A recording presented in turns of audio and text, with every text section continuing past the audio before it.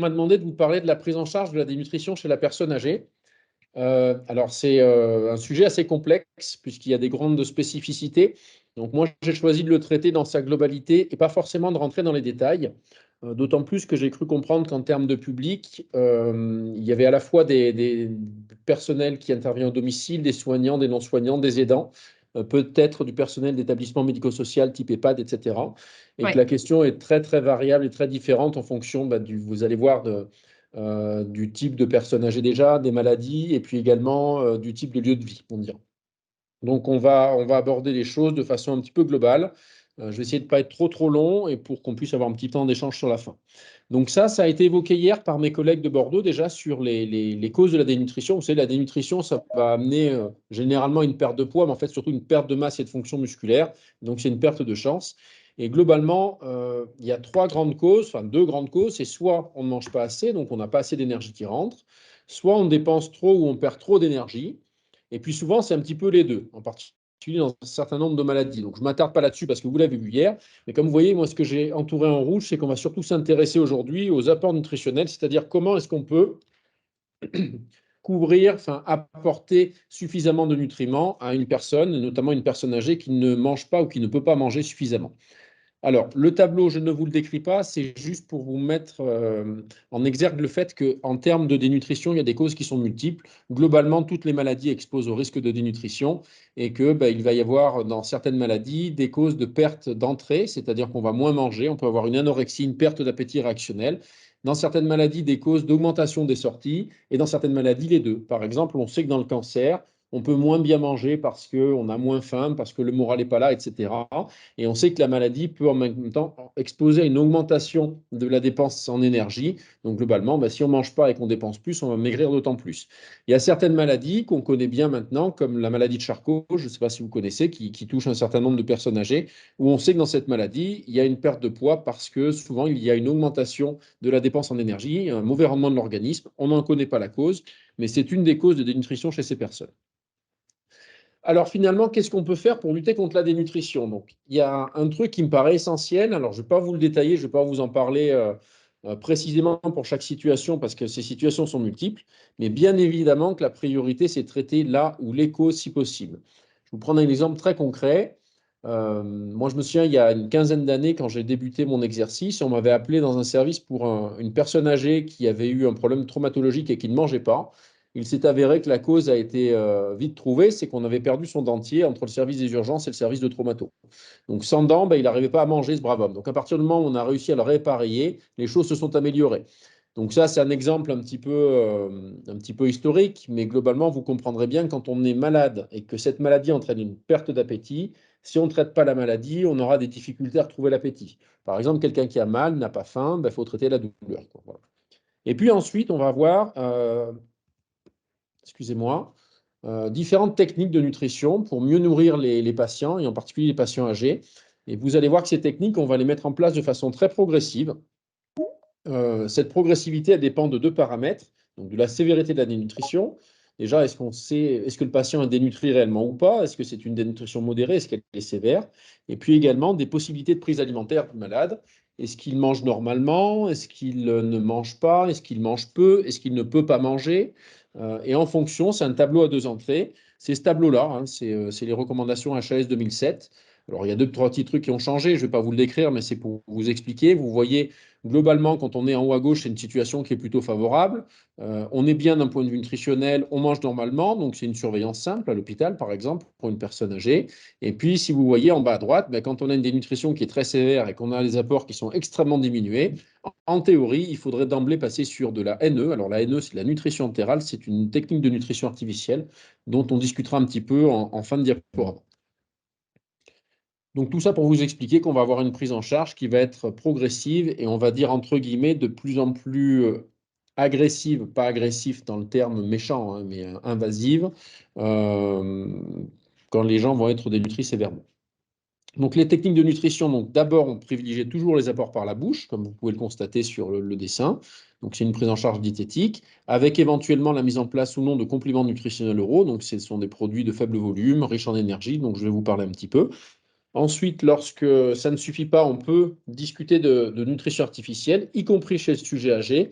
Et moi, je vais vous en parler un petit peu parce que c'est ce que je fais principalement au sein de l'unité nutrition au CHU de Limoges, la nutrition artificielle. Et je pense que c'est un truc qui a besoin d'être dédramatisé et d'être entendu pour être compris. Donc, ça peut être une nutrition artificielle sur le tube digestif ou sur les veines, avec bien évidemment des risques croissants et des coûts croissants. Mais là aussi, je vous délivrerai quelques éléments d'explication. Alors, premièrement, comment est-ce qu'on peut faire pour optimiser, améliorer, majorer les apports par la bouche? Puisque bien souvent, quand une personne âgée est dénutrie, c'est qu'elle va manger moins. Il y a moins d'entrée en énergie, moins d'entrée en protéines, donc une perte de masse musculaire, de fonction musculaire. Donc, je vais vous parler de quelques notions de prise en charge diététique. Alors, ce sont des notions, on ne peut pas tout évoquer, on ne peut pas tout détailler aujourd'hui. Il faut savoir que le travail de la diététicienne ou du diététicien est extrêmement important dans ce contexte. Donc, la première chose, à mon sens, ça va être de lutter contre le régime restrictif. Alors, je vous ai mis régime entre guillemets, puisque nous, on ne parle plus de régime, on parle plutôt d'alimentation thérapeutique, maintenant à l'hôpital, en établissement de soins. Mais vous savez, les régimes, c'est tout ce qui est le sans sucre, sans gras, sans sel, etc., etc. Donc, halte au régime, et ça, c'est extrêmement difficile, parce que bien souvent, une personne âgée à qui on a imposé une alimentation pauvre en sucre, pauvre en sel, pauvre en graisse, etc., depuis 20 ans, 30 ans, ben, elle y tient, elle n'a pas très envie d'élargir. Or, le souci, c'est que cette alimentation restrictive, elle expose bien souvent à une alimentation, on va dire, qui est peu appétante, et donc ils mangent moins, globalement, ils ont moins d'apport. Donc, je voulais vous parler rapidement de ces recommandations de la Société francophone de nutrition clinique et de métabolisme et puis de la Société diététique en France, qui sont sorties en 2019, où on a enfin établi des règles par rapport à ça, pour fixer justement les indications et les contre-indications de ce type d'alimentation restrictive. Et vous allez voir que finalement, il n'y a pas beaucoup d'indications. Alors, par exemple, sur le sel, on sait qu'on n'a pas réellement d'indication au long cours d'avoir une restriction inférieure à 5 grammes par jour. C'est-à-dire qu'une personne âgée qui mange vraiment sans sel strict, elle ne peut pas manger, c'est vraiment pas bon. Pour le sucre, c'est pareil, on n'a pas d'indication à avoir une alimentation hypoglycémique complète. C'est-à-dire que même un sujet qui a du diabète, il a le droit de manger une pâtisserie, il a le droit de manger un petit peu de sucre, un peu de saccharose, il n'y a pas de problème. C'est-à-dire qu'une alimentation standard, adaptée à tout le monde, est adaptée au sujet diabétique. Donc bien évidemment, hein, on n'est pas dans le cas de la personne qui va boire 3 litres de soda par jour, là il faut faire des corrections, mais globalement, on n'a pas besoin de retirer tout sucre à la personne âgée qui est diabétique. Pour le gras, les lipides, c'est pareil. Il n'y a pas d'indication à mettre en place une alimentation qui est pauvre en graisse, en particulier pour les gens qui font du cholestérol. Et ça, on le voit très souvent. Alors, il y a des cas très particuliers dont je ne vais pas parler aujourd'hui, mais si vous avez des interrogations, je pourrais vous donner les noms des maladies. D'autres alimentations restrictives, donc le résidu, vous savez, c'est les fibres. Donc très souvent, c'est des régimes, entre guillemets, qui sont mis en place avant de passer un examen comme une coloscopie, ce genre de choses. Mais on a aussi parfois des médecins encore qui prescrivent ce type de régime restrictif pour préserver le tube digestif. On ne sait pas trop pourquoi. On sait qu'on n'a pas d'indication thérapeutique, c'est-à-dire qu'on ne va pas soigner les personnes avec ce type de régime, sauf quand il y a une sténose digestive symptomatique. Alors une sténose, c'est un rétrécissement de la lumière digestive, vous savez, un peu comme un sablier. Là, on sait qu'il faut réduire parce que sinon, ça peut être dangereux, mais ça, c'est très, très rare. En fait, ce côté fibre, il faut adapter aux symptômes et personnaliser. Parce que pour vous expliquer concrètement, un régime pauvre en fibres, c'est pain, patrie. Alors, bon, c'est pas très appétant au long cours. Acide, alors ça, c'est un truc aussi, j'en parle parce que moi, ça me fait un petit peu rire. Il y a beaucoup de gens qui disent, moi, je mange pas acide, etc. Je peux pas. Bon, en fait, il n'y a aucun aliment qui est aussi acide que le pH de l'acide qu'on a dans l'estomac, donc il n'y a pas de problème. Et en fait, on sait qu'il n'y a aucune indication à restreindre les patients aux aliments dits acides, c'est-à-dire les épices, les agrumes, etc. Bien évidemment, sauf s'il y a une hypersensibilité buccale, par exemple quelqu'un qui est irrité au niveau de la bouche ou de l'œsophage, ou quelqu'un qui a une allergie. Et puis le lait, ça c'est un truc qu'on voit de plus en plus fréquemment aussi.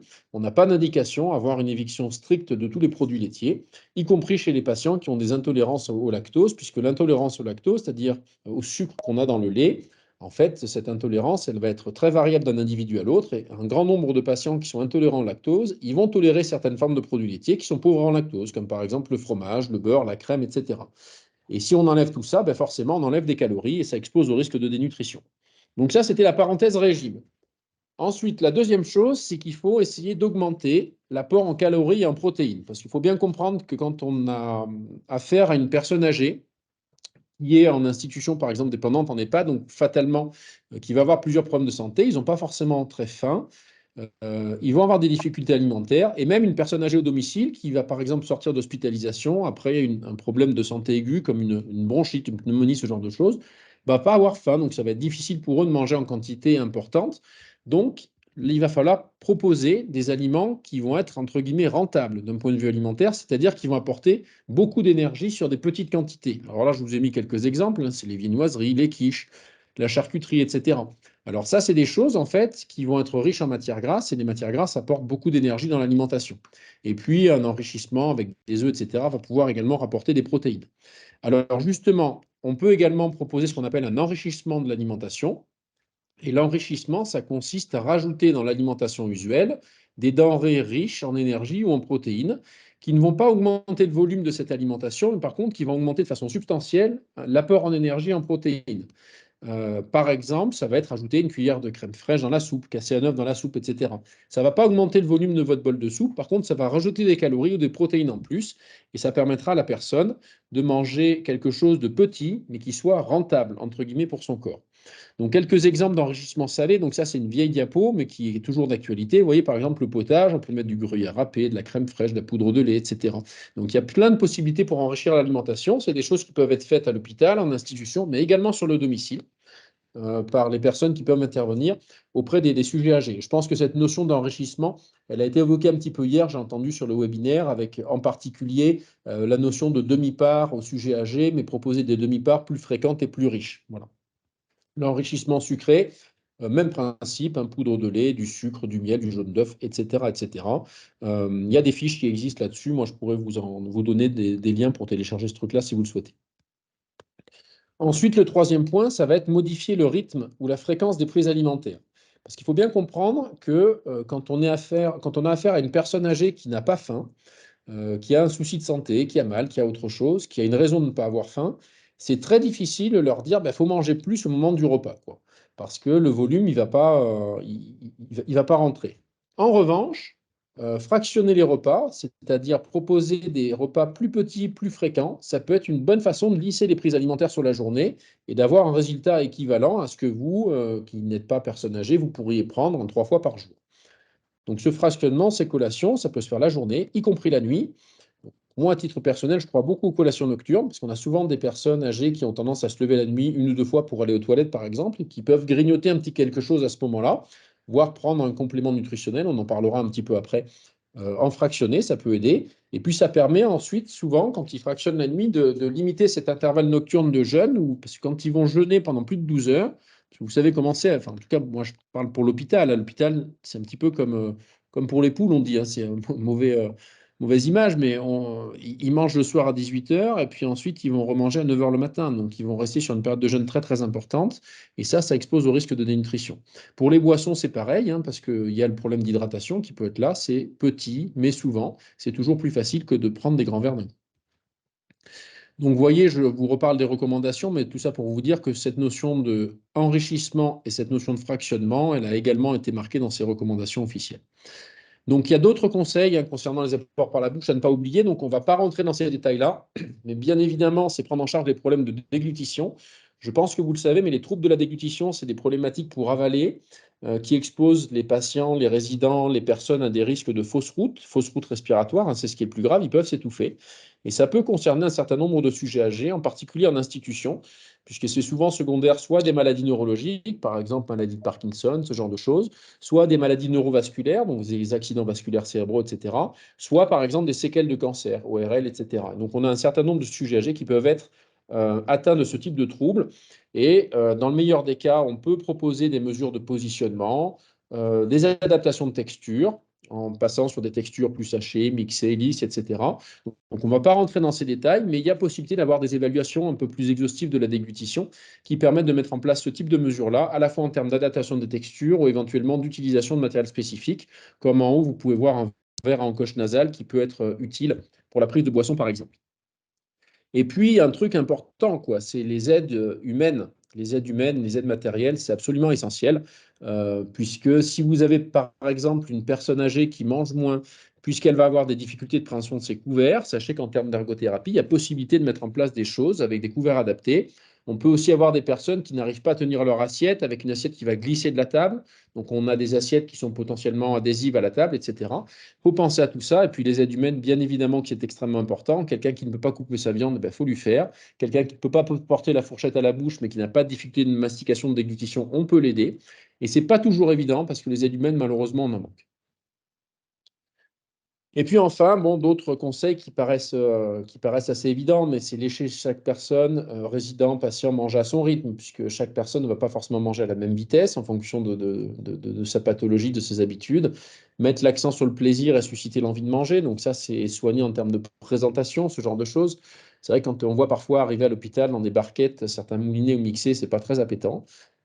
Prendre en compte les traditions culinaires régionales, les goûts et les habitudes. Ça, il est évident que dans le nord de la France, on ne mange pas pareil que dans le sud.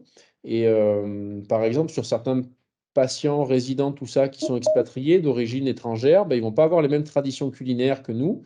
Donc, il faut parfois s'adapter pour majorer les prix alimentaires, proposer des plats attractifs, etc. Donc j'en ai fini des prises alimentaires par la bouche simple et on va parler un petit peu des compléments nutritionnels oraux. Je suis obligé d'accélérer un petit peu puisqu'on a pris du retard. Donc les compléments nutritionnels oraux, c'est une bonne arme de lutte contre la dénutrition chez la personne âgée et puis de toute façon chez le patient dénutri en général. Donc qu'est-ce que c'est que ces produits? En fait, c'est un terme un peu affreux, c'est des denrées alimentaires destinées à des fins médicales spéciales. C'est-à-dire que ce ne sont pas des aliments, ce ne sont pas des médicaments, c'est un petit peu entre les deux. Globalement, c'est des aliments sur prescription médicale. Donc, ils sont faits dans la majeure partie du cas pour répondre à un besoin nutritionnel particulier qui est la dénutrition. Et ce qu'il faut retenir, c'est que ces compléments sont des produits qui sont petits, mais très rentables, c'est-à-dire qu'ils vont apporter beaucoup d'énergie et souvent beaucoup de protéines sur un faible volume. Ces produits, on va les utiliser en cas d'apport alimentaire insuffisant et on peut les utiliser en plus des conseils diététiques que je vous expliquais tout à l'heure, c'est-à-dire qu'on peut tout à fait proposer à un patient un enrichissement alimentaire et la prise d'un complément en collation, par exemple. Alors, pour qui c'est destiné à tout type de patients âgés, que ce soit à l'hôpital, en institution type EHPAD, au domicile. Ces compléments ils vont être prescrits par un médecin qui peut être généraliste ou spécialiste. Il n'y a pas besoin d'être spécialiste en nutrition pour prescrire ce type de complément. Et puis, bien sûr, il faut voir qu'on adapte la texture ou le type de complément aux troubles de la déglutition, à la maladie du patient et à ses goûts, puisqu'on a une large palette, je vais vous les présenter tout à l'heure. Ils sont délivrés généralement par le pharmacien, en tout cas en ce qui concerne le domicile. Après, sur les établissements médico-sociaux, ça peut être très variable. Parfois, c'est des pharmacies à usage interne, parfois, c'est des marchés. Et ils sont remboursés pour la grande majorité par l'assurance maladie pour tous les patients dénutris. Ça, ce n'est pas un problème. Il y a une très large gamme. Donc, on connaît bien les jus de fruits, les boissons lactées, les crèmes. Mais maintenant, on a encore pas mal de choses. Il y a maintenant des riz au lait, des compotes qui sont pas trop mal. Il y a un certain nombre de biscuits un petit peu plus riches en protéines, etc. Les laboratoires ont fait en sorte de diversifier la gamme de façon, si je puis me permettre, à ce que chaque patient puisse trouver chaussure à son pied. Et on arrive toujours à trouver quelque chose qui peut apporter une petite aide en plus des mesures diététiques. C'est très rare qu'un patient refuse tout type de complément alimentaire. Alors parfois, on ne peut pas les donner hein, si, il ne peut rien manger du tout, mais ça, c'est des situations qui vont nous amener à discuter de nutrition artificielle. Comment ça se consomme? Donc les compléments, dans la très grande majorité des cas, on va dire dans 99% des cas, c'est pas fait pour remplacer l'alimentation usuelle, donc c'est en plus. L'idée, c'est pas de dire on ne lui donne pas à manger, on va donner un complément. Bien évidemment, il va falloir faire attention à la façon dont on les délivre, et ça, j'insiste particulièrement là-dessus pour les aidants, c'est-à-dire qu'il ne faut pas donner un complément nutritionnel juste avant le repas, parce qu'il est évident que sinon ça va couper l'appétit et la personne âgée ne va pas prendre certains éléments de son repas. Ça se donne plutôt en fin de repas ou à distance, en collation. Ça peut se fractionner, c'est-à-dire se prendre en plusieurs fois, ce n'est pas un problème, tout en sachant que ça se conserve 24 heures après ouverture au réfrigérateur. Donc on peut tout à fait le fractionner parce que parfois le prendre d'un coup, c'est trop. Voilà. C'est important de varier les goûts parce qu'il faut considérer ça comme un médicament pour la dénutrition. Mais l'intérêt de ce truc-là, c'est que c'est un médicament entre guillemets où on va avoir différentes textures, différents goûts, donc une large palette de choix. Et puis sachez également que les compléments, on peut les utiliser pour cuisiner, notamment un certain nombre de compléments avec un goût neutre. Ça peut permettre d'enrichir l'alimentation. Ça peut se consommer frais, ça peut se consommer chaud. Il y a certaines boissons lactées qu'on peut déconditionner, faire chauffer, avec modération bien évidemment. Et ça peut être mieux apprécié par les personnes âgées quand c'est consommé sous ce type de forme. Parfois, avec les jus de fruits, on peut faire des granités, des sorbets, etc. On peut tout faire.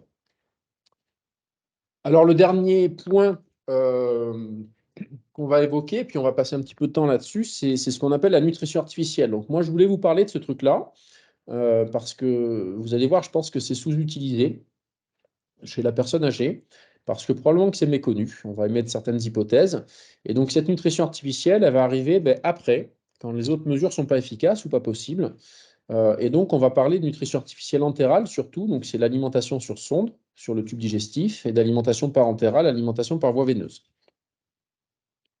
Avant de vous expliquer, de vous développer un petit peu ce qu'on peut mettre en place chez la personne âgée en termes d'alimentation artificielle, je voulais vous parler un petit peu des obstacles potentiels au retour à domicile en nutrition artificielle chez la personne âgée. Parce qu'on s'est intéressé à ça l'an passé, une petite enquête qu'on a réalisée avec le Centre Ressources Nouvelle-Aquitaine, donc CRNUT, en vue des journées de printemps de la SFNCM. Et en fait, on a interrogé les établissements médico-sociaux de Nouvelle-Aquitaine. Donc, il n'y avait pas que les établissements accueillant des personnes âgées, mais vous allez voir que c'était principalement des EHPAD. Et puis, l'objectif qu'on avait, c'était d'évaluer les pratiques en nutrition artificielle au sein de ces établissements et puis d'identifier les éventuels obstacles. Puisque l'impression qu'on avait, nous, qui suivons des patients, des résidents en nutrition artificielle, c'est qu'on a assez peu de patients qui bénéficient, entre guillemets, de ce type de prise en charge dans les établissements médico-sociaux et on a du mal à comprendre pourquoi. Puisque vous allez voir qu'en termes d'indication, on a quand même l'impression que le profit des patients en institution serait plutôt en faveur d'un développement de ces techniques de nutrition artificielle en institution. Alors, je vous passe la méthodologie de cette enquête parce que ce n'était pas le but de la présentation d'aujourd'hui, mais vous voyez, donc on avait eu 125 répondants, ce qui était pas mal, et donc 75,2% exerçant en EHPAD. Donc, la majorité des résultats de cette enquête concernent des personnes âgées, un public âgé, institutionnalisé. Je vous ai mis une petite carte en haut, vous n'y voyez pas grand-chose, mais c'était juste pour vous dire qu'on a été assez exhaustif sur l'ensemble du territoire de Nouvelle-Aquitaine. Donc, c'est des données qui semblent assez représentatives. En fait, on se rend compte qu'il n'y a même pas un tiers des EHPAD qui accueillent des résidences sous nutrition artificielle. Alors, ça pose des questions, c'est pas du tout. Là, j'ouvre des questions, hein. Il va y avoir un débat, on pourra peut-être éventuellement en parler un petit peu. Nous, ça nous pose des interrogations, en particulier quand on voit le profil des patients accueillis en EHPAD. Et on se dit qu'il y a peut-être un boulot à faire là-dessus. Ensuite, on s'est intéressé à justement les 2 tiers qui n'accueillent pas de résidence ou nutrition artificielle. Pourquoi ils ne les accueillaient pas? Et en fait, quand ils n'accueillent pas de nutrition artificielle, ils considèrent dans presque 3 quarts des cas que leurs résidents ne sont pas concernés. Alors ça, c'est un problème encore une fois, et en particulier quand on connaît la prévalence des troubles de la déglutition sévère en EHPAD, et on se rend bien compte que ben voilà, il y aura probablement quelque chose à faire là-dessus. Donc ça suggère une méconnaissance, mais je vais vous en parler après.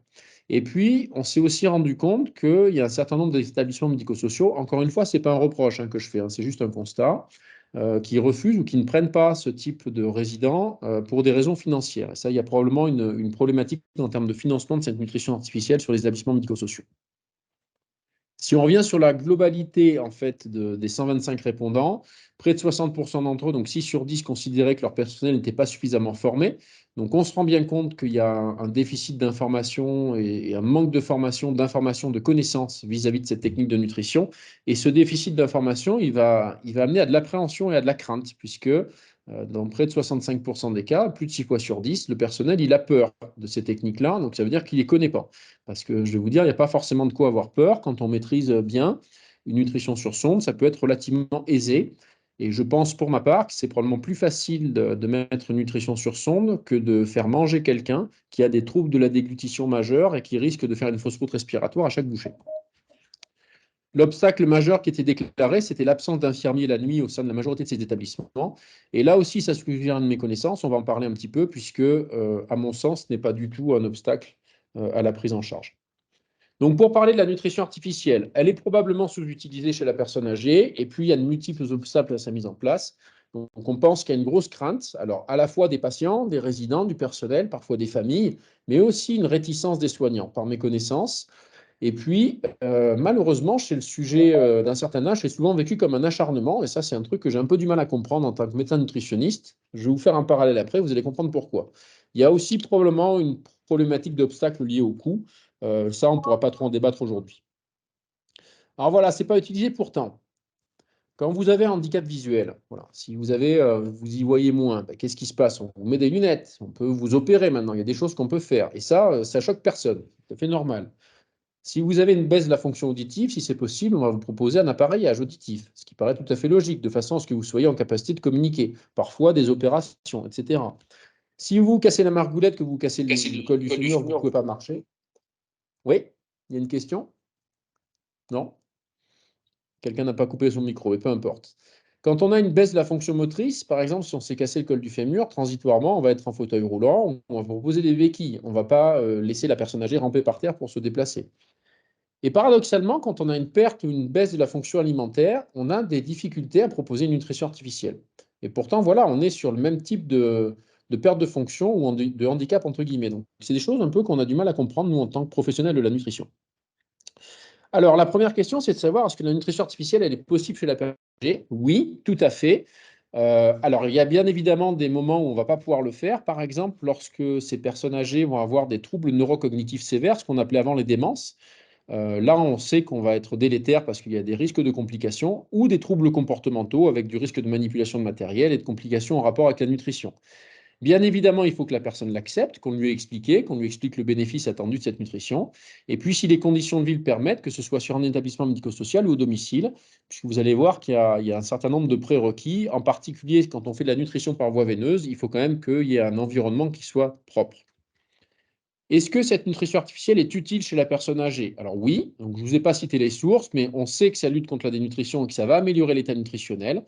Moi, je pense aussi, alors, je n'ai pas suffisamment de bibliographie pour vous confirmer ça, en particulier sur les établissements médico-sociaux, mais il est très fort probable qu'il y ait un intérêt en termes de qualité de vie, qu'il s'agisse des patients, des résidents, des personnes et des aidants. Et ça, c'est un truc qu'on connaît bien dans certaines maladies. Par exemple, la maladie Charcot, je reprends cette maladie-là, la sclérose latérale amyotrophique, où souvent, ces malheureux patients vont avoir des problèmes de déglutition majeure qui nous engagent à mettre en place des nutritions sur sonde au niveau de l'estomac.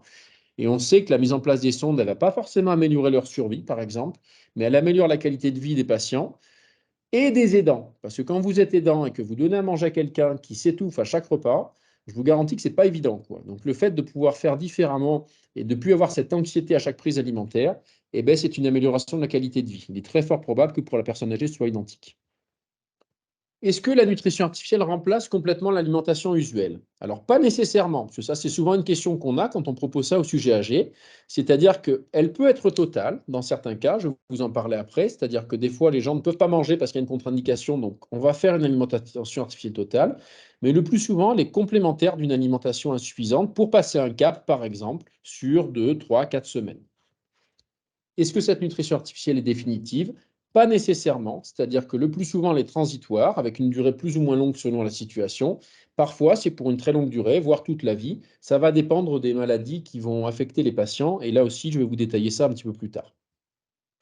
Donc, on va parler de nutrition entérale, qui est nutrition sur sonde, qui est une technique tout à fait envisageable chez la personne âgée.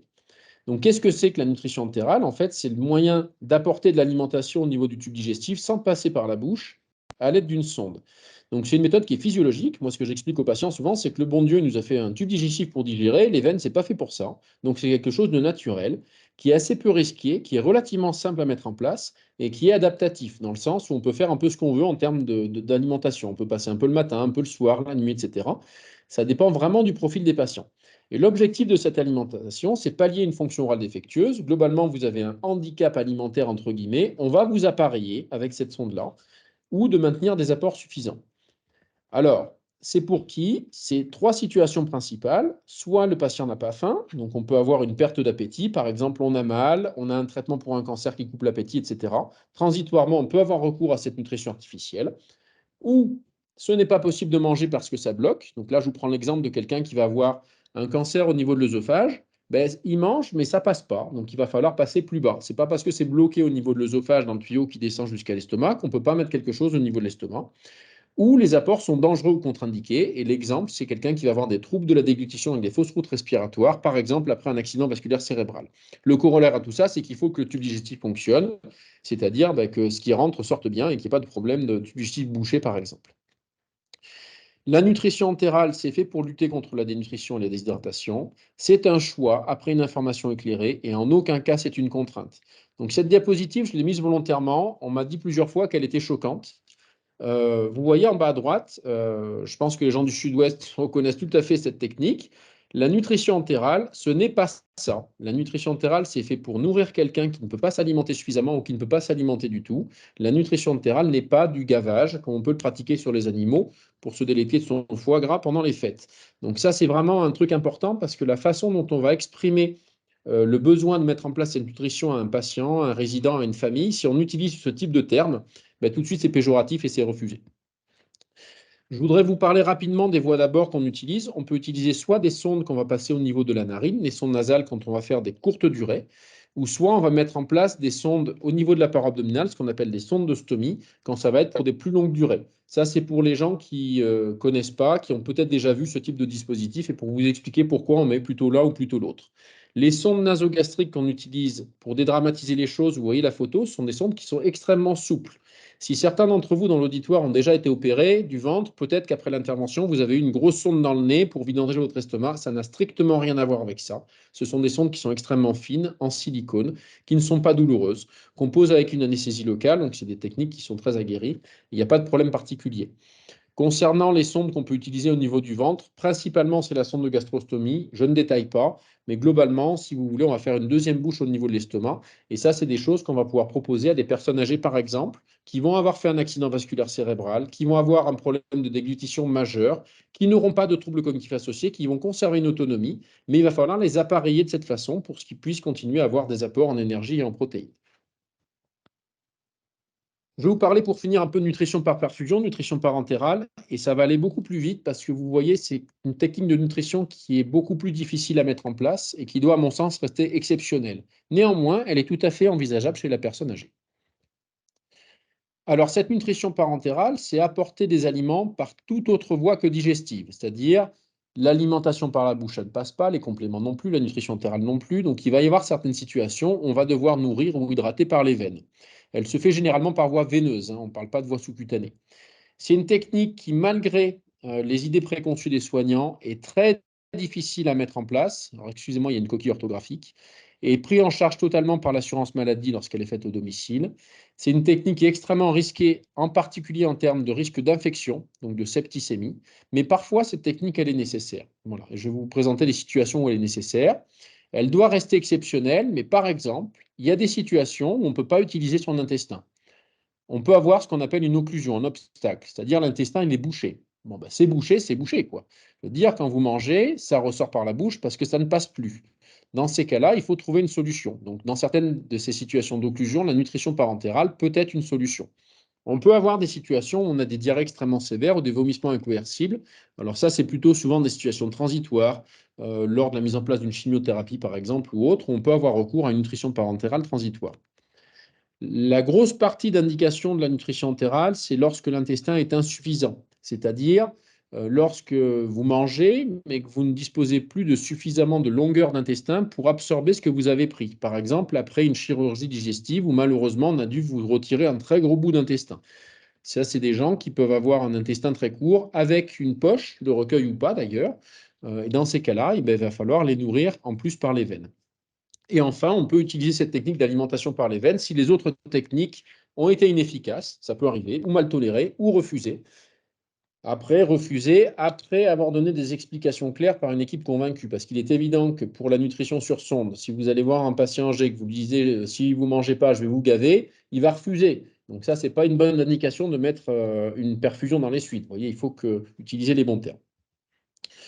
Cette nutrition parentérale, en définitive, est-ce qu'elle est possible chez la personne âgée dans les bonnes conditions? Ben, figurez-vous que oui. Alors moi, je n'ai pas d'études précises, il y a des données qui vont sortir bientôt là-dessus, mais j'ai juste un retour d'expérience à vous partager sur les données des centres labellisés en nutrition parentérale à domicile de Nouvelle-Aquitaine. Donc il y en a deux, il y a le CHU de Bordeaux et le CHU de Limoges, dont on fait partie. Donc là, je vais vous donner quelques chiffres qui concernent les patients qui ont cette nutrition par perfusion de longue durée, c'est-à-dire au-delà de 12 semaines. Et parmi ces patients, il y en a, c'est pour toute la vie. Il y a des patients qui ont ça depuis 20 ou 30 ans, par exemple. Donc on peut vivre avec ça. Euh, Excusez-moi. Donc, c'est des patients de 70 ans et plus. Vous voyez à l'image, donc nous, on a une cohorte d'environ 60 patients et on a 36% de nos patients qui sont âgés de plus de 70 ans en perfusion à domicile. Et puis, j'ai regardé l'âge maximum de notre patiente la plus âgée l'année dernière, elle avait 90 ans.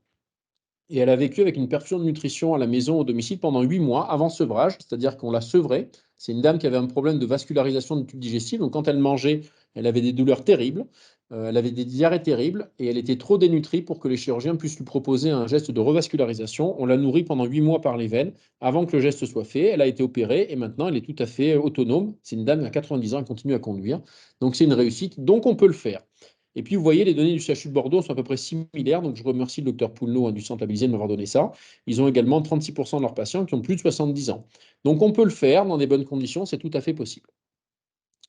Comment ça s'organise pour finir la nutrition artificielle chez la personne âgée? C'est comme chez l'adulte. Généralement, il va falloir être hospitalisé quelques jours pour la mise en place soit de la sonde, soit du cathéter qui permettra de perfuser, etc., pour équilibrer la nutrition artificielle, avec un délai d'hospitalisation qui sera plus ou moins long en fonction du type de maladie, en fonction du type de nutrition. C'est-à-dire que c'est beaucoup plus facile de faire de la nutrition par le tube digestif sur sonde que par cathéter.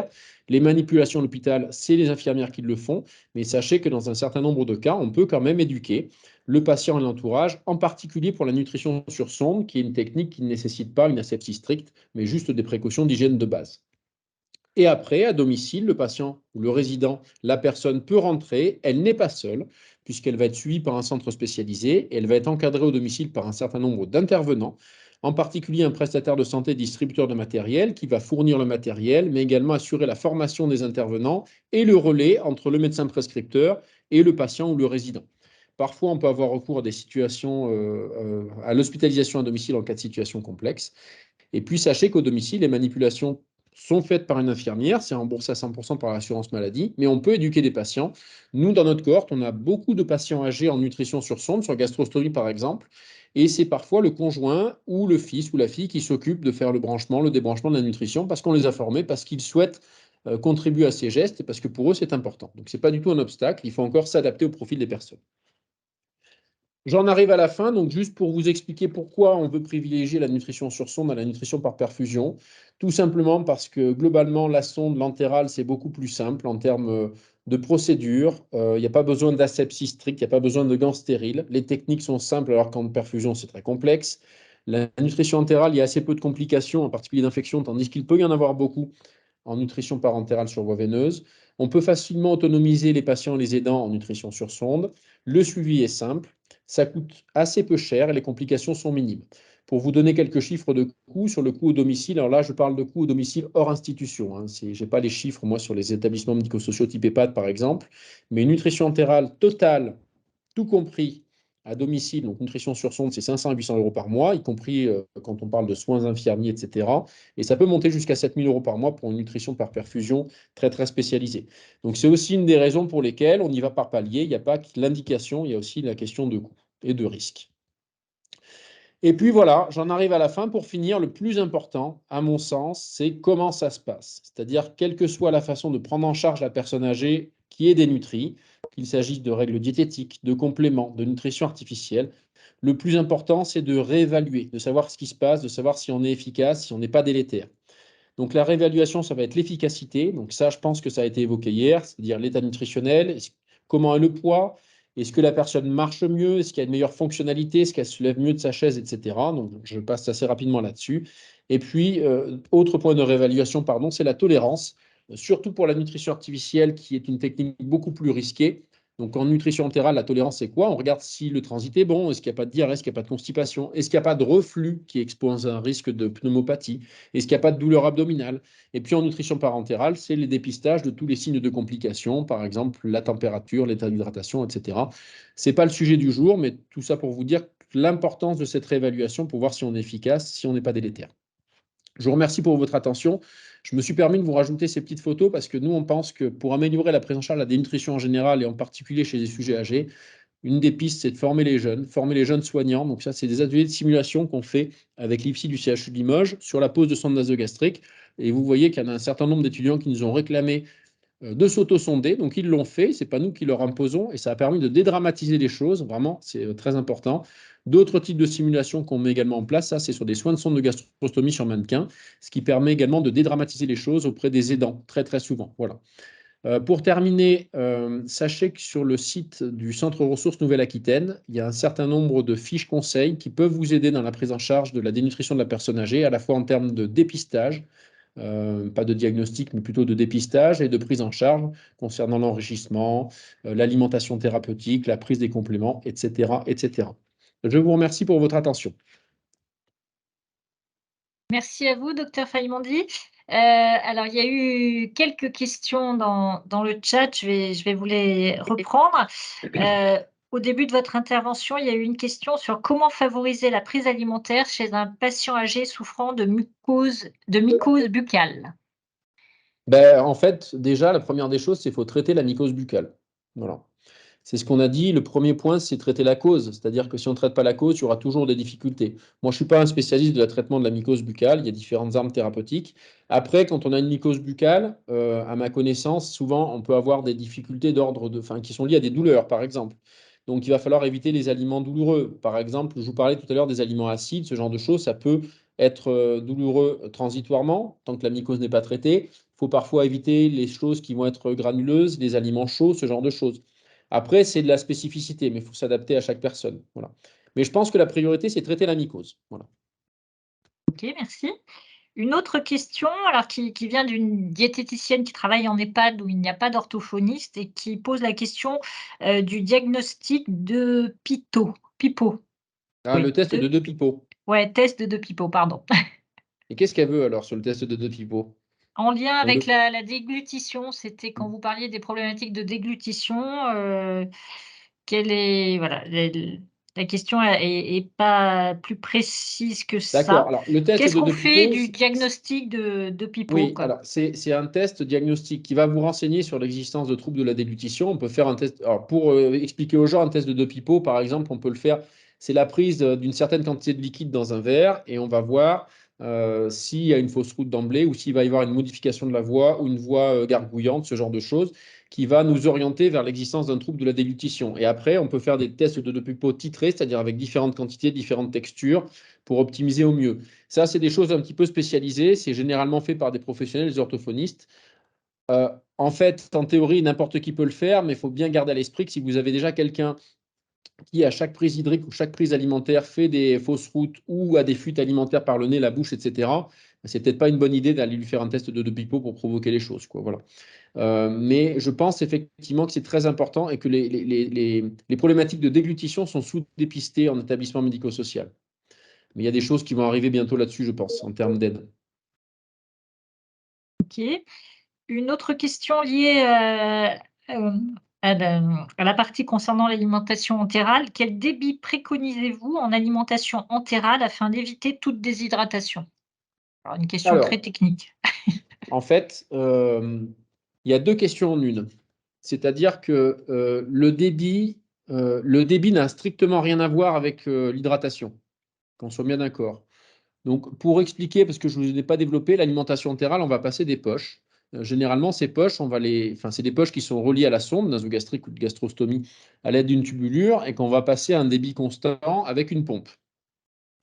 Le débit, il est très variable en fonction de la personne et de la technique et des horaires, de plein de choses. C'est-à-dire qu'il y a des gens qui vont bien tolérer et qui veulent garder. Enfin, je vais vous donner un exemple concret. Pour quelqu'un qui ne mange plus rien par la bouche, qui a fait un AVC, on a certains patients, ils ont envie d'avoir comme avant, comme au moment des repas, et qui vont avoir une bonne tolérance digestive. Donc, on va leur passer de la nutrition entérale en 3 fois, matin, midi et soir, avec un débit assez élevé, jusqu'à 200, 250, 300 minutes par heure, parce que ça se passe bien et parce qu'ils le tolèrent bien, parce qu'ils veulent le garder comme ça. Après, on a des personnes qui ne veulent pas être branchées toute la journée, qui sont branchées la nuit, par exemple. Et là, on va être beaucoup plus prudent avec un débit beaucoup, beaucoup plus bas. Mais ce débit-là, en fait, ça va être une question de tolérance et on va adapter le débit au profit des patients. Et nous, ce qu'on veut, c'est éviter la complication principale qui est le reflux et donc l'inhalation et la pneumopathie. Mais le débit, ça n'a rien à voir avec l'hydratation. L'hydratation en nutrition entérale, c'est une vaste question, voilà, et ça va vraiment dépendre du caractère exclusif ou non exclusif de la nutrition, c'est-à-dire quelqu'un qui a une nutrition entérale totale, qui ne peut pas boire, qui ne peut pas manger. Là, il faut être très attentif à l'eau complémentaire, mais là, on peut en parler pendant 1 heure de ça. Et quelqu'un qui a juste une assistance nutritionnelle, c'est un paramètre qui est un peu moins important, quoi. Mais vous avez raison, enfin, c'est deux choses, le débit et l'hydratation, ça doit être personnalisé pour chaque patient et étudié. Parce que je pense que l'hydratation, on n'est pas assez attentif à ça. Ok, merci. Une question assez précise, enfin, à la fois large et un peu ciblée. Avez-vous des pistes d'amélioration de l'état nutritionnel des patients en hémodialyse? Surtout concernant le passage à l'hémodialyse, puisque les recommandations diététiques changent.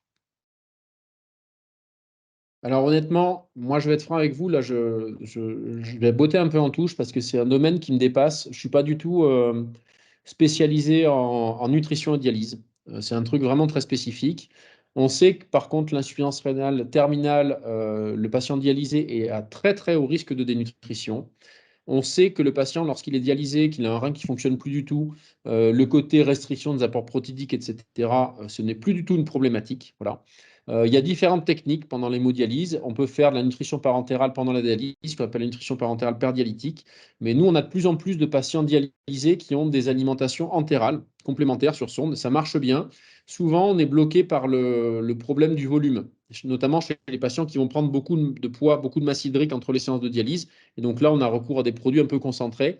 Mais après, pour être franc et honnête, moi, les dernières recommandations, je ne les connais pas. Voilà. Je ne pourrais pas répondre plus précisément là-dessus. OK.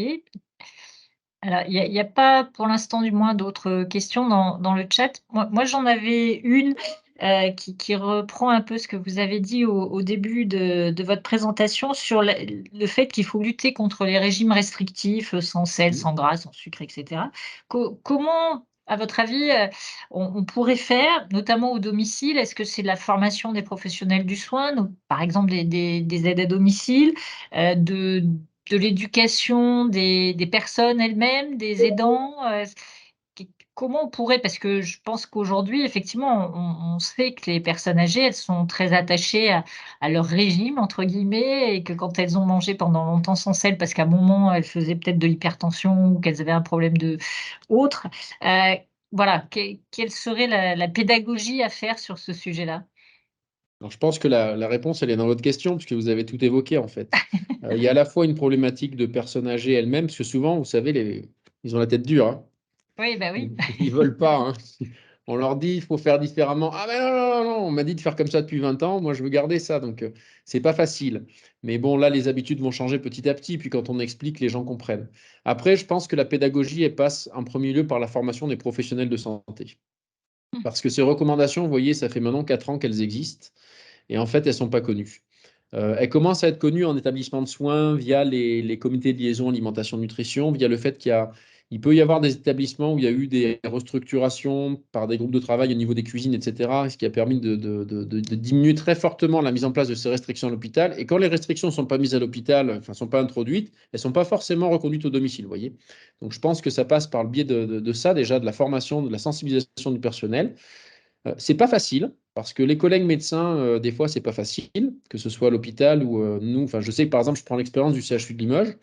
Il a fallu batailler très fort hein, pour le sel notamment, avec certains confrères qui voilà qui comprenaient pas. Alors pourtant, il y a des études. Hein, je veux dire, on l'a pas sorti du chapeau. Hein, c'est pas une lubie.